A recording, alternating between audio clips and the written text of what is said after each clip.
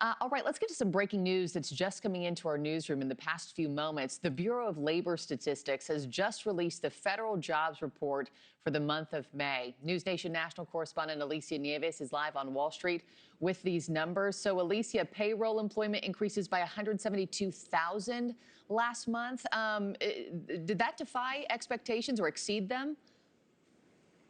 By a long shot, a factor Yeah. of at least two. We were saying all morning, most economists were expecting 80,000 jobs. There were a few more who were optimistic. Maybe we get just over 100,000.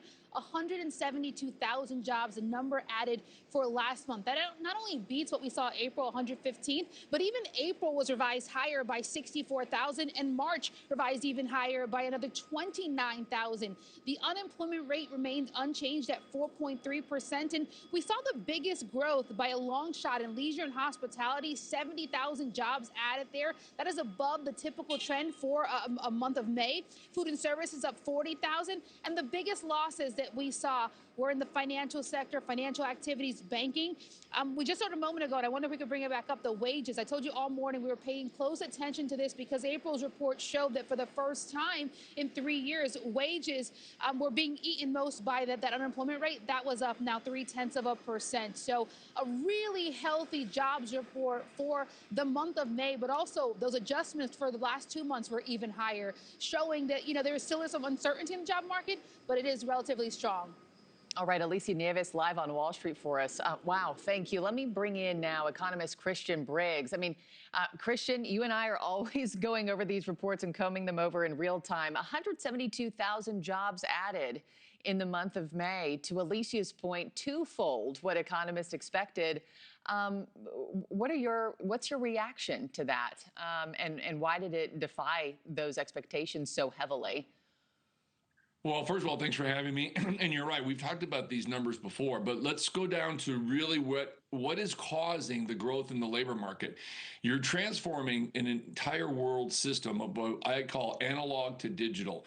And as you're starting to look at these AI data centers and the Dells and the Hewlett Packards and even the IBM companies, as well as the chip makers, are expanding at a rate that's unprecedented. Now look at the trade numbers. This is what's really exciting, Markie. The trade numbers to your electricians, your plumbers, your cement guys, your sheetrockers, your roofers, your glass guys, they're building over 1,000 data centers worldwide. Think about that kind of growth. That's an entire ecosystem on itself. Yeah. Tell me how the average American should be looking at this report and kind of digesting this data, because, we're all paying more right now. For those who are looking at this and saying, okay, great, but I'm still paying more than $4.50 for gas. My savings rate just dropped to 2.6%. Tell people how, they should be feeling about these numbers and if there is relief on the horizon because of a report like this. Okay, it's a great question. That's asked a lot on the gas stuff. Okay, so we're going to see inflation as it started to pick back up, but it's almost a necessary thing in which you're going to see what President Trump's doing with the way the oil is flowing now from the Middle East, and we're selling more oil than any time in history. Our energy sector is picking up dramatically. And this is another area, if you look at the jobs report, you're going to start seeing more and more jobs created in the energy sector. Now, the high gas prices, a lot of people are going to feel that pinch for a bit. But as we just saw, wage growth is growing incredibly well. So the wage growth, like the Secretary of Treasury said, Scott Bessent, just said recently, we've seen an increase in wage growth every month since President Trump took office. Wage growth will pick up even more dramatically this year. So the pinch at the pump, I call it the pinch at the pump, is going to have to be more, it's stabilizing a little bit. I'm not sure it's going to come down, though, anytime soon. Last question to you before I let you go, how does Kevin Warsh see a report like this, and what does that mean for the Fed and interest rates the rest of the year? Believe it or not, he's probably looking at this in a more positive light. I don't think we're going to see any rate hikes this year whatsoever. Now, again, saying that, there's no rate cuts either, but I think they're going to continue to be a neutral stand. And he likes labor markets to be strong, but he likes, more importantly, wages to be growing faster than inflationary.